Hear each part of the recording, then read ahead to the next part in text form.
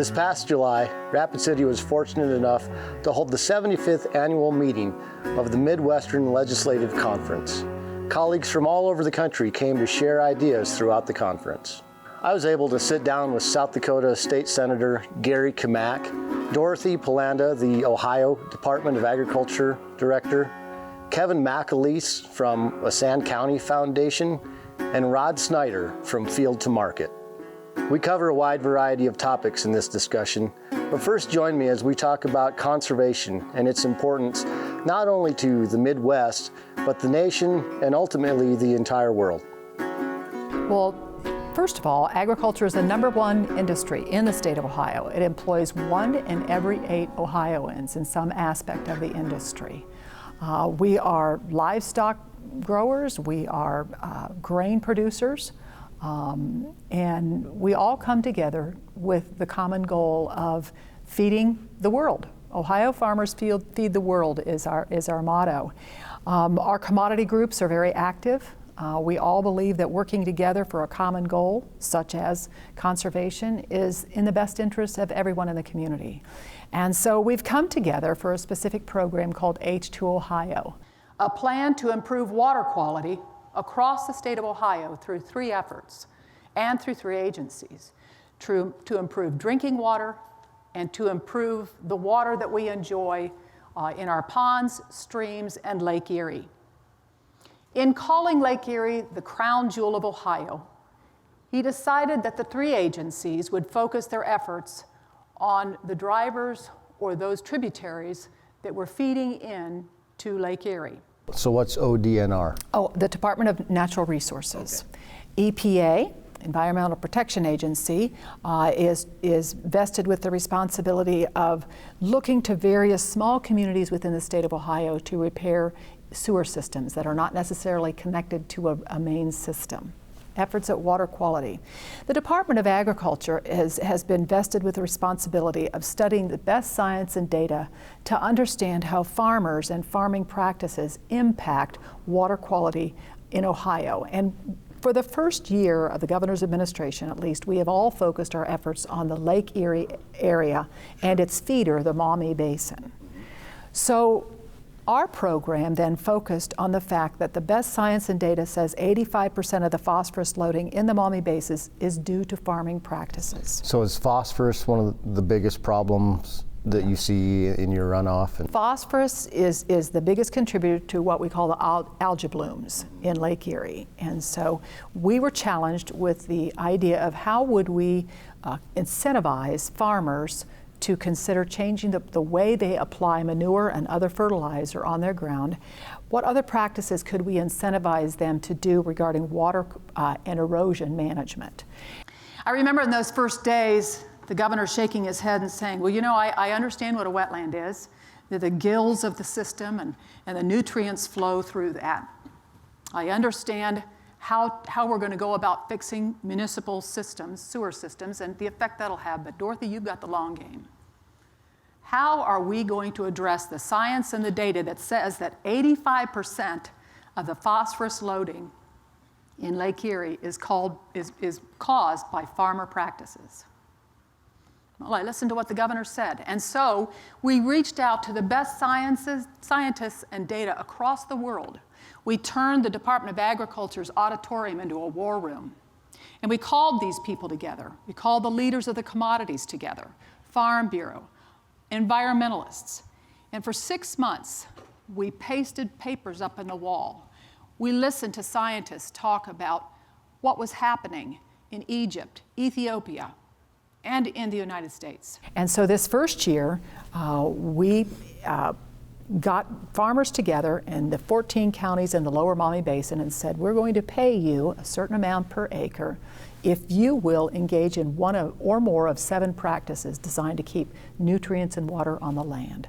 The support was overwhelming, beyond anyone's calculations. We had hoped to enroll 200,000 acres the first year. We enrolled 1.1 million acres. It's a testament to farmers' commitment to water quality and to conservation, which they've been doing for a long time.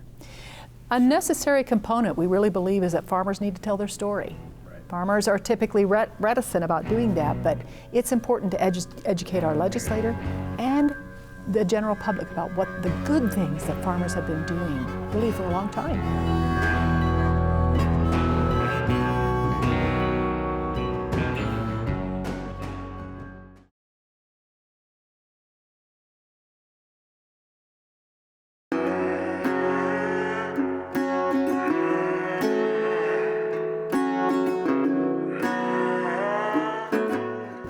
As stewards of the land, not just here in the Midwest, but all over the world, it's important to recognize conservation's role in the future and the fact that future generations need our conservation efforts so that they can enjoy the same things we have today. Some of the individuals I talked with have developed and implemented ideas that help reward farmers and ranchers for the good stewardship that's already taking place on their lands. The investment in conservation and investment in good practices to prevent water erosion, soil erosion, it's not a maybe if it'll pay off, it will pay off. Sometimes it takes almost a generation in some cases because it's several generations that the problems have been developing over. But I've found that the diversity and the quality and the good health of wildlife and the diversity of the plants are a true barometer of profitability long term. Carrots always work better than sticks, always. And so if we're going to get the agricultural community to buy in, in the end, it's got a cash flow. And aside from that, and once those operations are put into service, many times what we found on our ranch is that in the end, the conservation practices don't cost money, they make money, but it takes time and it takes an investment. And initially, a lot of times it'll take a little bit of help to be able to initiate those things. Without a doubt. It's just, that is the way it is. If you're paying attention to your rangeland and you see the range becoming a monoculture of some kind, chances are you should really start doing something different because it's going to affect your profitability and fairly quickly. Right, I absolutely couldn't agree more. Well, we're doing a number of things, but I want to key in on one because it gets right to your point. And it's named after Alda Leopold. It's the Leopold Conservation Award. We created this award 20 years ago in Colorado with some partners there, the Colorado Cattlemen's Association, the Colorado Cattlemen's Land Trust, one of the earliest agricultural land trusts in the nation, and Sand County Foundation partnered to say, hey, there's all kinds of grant money out there for people to change what they're doing. But how about the people who have been doing it right for 100 years or 200 years? For 55 years, Sand County Foundation has been laser focused on that 1% to 2% of American citizens who every morning wake up thinking about how they're going to take care of, manage, and conduct business on that landscape. Why don't we recognize them? So that was the kernel of the idea. And so we started the Leopold Conservation Award. We put a $1,000 prize on it to distinguish it from all kinds of other, honoraria that are bestowed on really good performing producers. And we set a couple of simple criteria that had to do with not only stewardship, but also community leadership, sustainability, economic resilience. And so those are all part of a package of what makes a great, and not only great, but successful and influential land steward. So over the years, just kind of briefly, what are some of those things that you saw, and what are some of the changes that you implemented on your guys' place? Well, one of the things that you mentioned is over the years we've planted about 30,000 trees on our ranch, and it's one of those deals where you always want what you don't have, and in our case we're in the plains of western South Dakota and Meade County, and a tree is truly a valuable thing, and so we had the folks that originally started building up the place where we live right now. He had done an admirable job of planting trees around the homestead, but the outlying areas not so much, and it's a deal where in those days you didn't necessarily have the tools to even be able to do that, but we've partnered up with the NRCS and with different organizations, Pheasants Forever and Ducks Unlimited, and anytime those folks can give you a little help, you've always got skin in the game, but if they can give you a little bit of help, it makes you want to do more of that. Our real barometer of long-term profitability. We can't mine this land to get our profit. We've got to continue to take a look at the whole picture to make sure that we're giving back enough so that this thing will continue to produce. We knew that communication was going to be a big part of the H2 Ohio program's success, and so we've invested a lot of money in a communications department, videos on individual farms where the farmer's actually walking the field or being with his livestock, and then engaging in a conversation about manure. Manure is a really hot topic, and there's a lot of misinformation about manure's contribution to phosphorus loading, and when they hear it from the farmer firsthand, that's a lot different than hearing it from somebody who they might think is a politician, right, or someone who has a vested interest in disseminating information. Again, it's all about starting the conversation and then continuing that conversation in as many different themes or as many different opportunities as possible.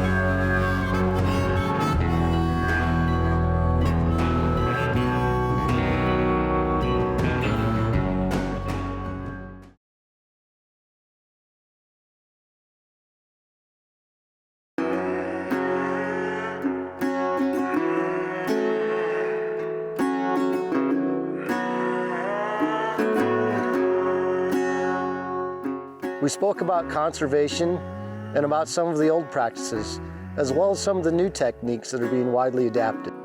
Now, let's see what our guests have to say about the future of farming and ranching, and what's to come to help ensure a prosperous future for all of us in the world. Doing more with less over time. Sure. And I thought you had an interesting graphic there during your presentation of, the footprint of production, I believe it was soybeans from 1980, and how that has just gotten smaller and smaller and smaller over time. As we advance technologically and with programs such as yours, I just think it's neat to see that even in the 1980s, before, people were still writing everything down on a ledger and still, by and large, deep plowing everything. But yet, even over the 1980s, that footprint got smaller.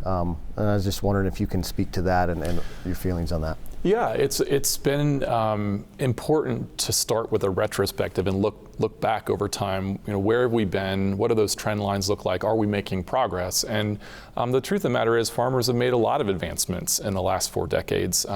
Whether it was in the 90s, particularly is when we really started to see an increase in conservation tillage. We also saw improvements in seed traits and things like this. General recognition of increasing conservation investments from the federal government as well over that time. All of that has had a measurable impact and benefit. And so we don't want to lose sight of the fact that there's been a lot of really positive work that's been done, that's gotten us to where we are today. But we also have a principle of continuous improvement within the Field to Market membership, and something that I think farmers are also striving for is like, how can we do a little better the next year and a little better the next year? And to remain competitive in the global ag sector, I think it's something that American farmers take seriously and that we're going to continue to do. There was also a recognition of the fact that in the next few decades, global population is going to be reaching nearly 10 billion people. We're going to have the same amount of land and water in 2050 that we have today, and we have to produce a lot more food. So one of the major challenges of the 21st century is how we feed ourselves while also, preserving the natural resource base. One of the other things you talked on was basically changing the conversation, and I thought that was a great comment, but that's a tall order. That conversation, putting farmers and ranchers in a negative light, and not casting stones. I don't know if that's anyone's fault, but it seems like that has gained a lot of traction. So how do we begin to change that conversation? Who drives that? How does that look in your mind? I think it's the obligation of all of us together, our commodities, arranging for meetings with legislators to meet one-on-one with producers, visiting producers on their farms to understand exactly what's happening on the land. The other thing we really didn't talk about this morning is key. Our children do not know where their food comes from. We had a young man who was visiting on a tour who said, well, I know that eggs come from cows because the eggs in the grocery store are right next to the meat counter. And he was serious about that. Yeah. And so we really have an obligation to educate the family about where food comes from and how producers are doing everything they can, because it's their family who's eating this food too, to produce healthy food for the consumer, to work hand in hand with the environmentalists, so that we're not only producing food on less land in most situations, but we're also at the same time conserving the land that we're using for our future generations. And you talked about having those conversations that are so important. That's tough, especially when you talk about getting environmental organizations and producer organizations and hunters and non-hunters. There's all kinds of vested interests out there. That's a tough row to hoe for people to strike up those conversations. Farmers need to tell their story. We as farmers are a reticent group of people. We are not used to taking the microphone. We're not used to having a production company come to our farm and help us make a video about what we're doing, but it's absolutely necessary because the majority of the general public in Ohio at least does not understand the farming community. Someone said, I think the senator said, we've been doing a lot of these things for many, many years, but the public doesn't know about that. They're doing videos of farmers across the state, all types of farming, and reticent farmers understand now how important that is to telling their stories, which are going to translate then into support to the legislature for what we're doing and what we need to do. But yes, we've been doing these great things for a long time. We believe in voluntary conservation because we want clean water for our children, our grandchildren, and for generations to come. And we really need to change the conversation and the narrative about what farmers are really doing on their land. And that was the next thing I wanted to touch on. We're in a pretty tough time right now. We've got pretty widespread drought, not a lot of hay being put up, a lot of cows going to town for this time of year because we're just out of grass. Markets are pretty suppressed. I mean, it's tough to be a producer right now, as you well know. So, what would you say to those guys that, we're some barely making ends meet right now, but yet you want to say, let's put in pipeline and plant trees and change the way we do things. Maybe my response would be, well, I can't afford to change things. And in a lot of cases, that's absolutely the first concern is, can you afford that? But over time, especially it shows up in a drought, that if you have that take half, leave half, and the last year's grass is covering the soil so that it's not exposed to the hot sun, especially this year. And when you have that thunderstorm that comes along and puts 2 inches of rain down, that rain doesn't leave your property as much as it would if you had bare ground, because if you have bare ground and you don't have those living roots and those living organisms in there, a huge asset of a heavy rainfall is gone. Yeah. And it not only is gone, it's taken your topsoil with you. Right. And so it's just so important, and the benefits of that really show up in a drought time. Yeah. He said, stewardship without ownership is hollow. And so, the people who want to preach about conservation or environmentalism, they don't have any skin in the game necessarily unless they own land. And I think that's lost on some people. So the ownership of land is a great responsibility, but it's also a great tutor of how the natural world works and how to work with it. And he felt very much that farmers were the experts, that we learn from them, not the other way around. We just started a program of a mentorship program for underserved and beginning farmers and ranchers. And, the hands went up right away from our Leopold Conservation Award winners. And we actually had some states saying, hey, why didn't I get a chance to volunteer? So, and they're gonna have one-on-one. They're also gonna have an app on their phone that they can, ask questions, take pictures out in the field, and get advice. So that's gonna be really fun to watch that develop. Oh, I think that's great. I mean, sometimes you don't know what you don't know, especially as a younger producer.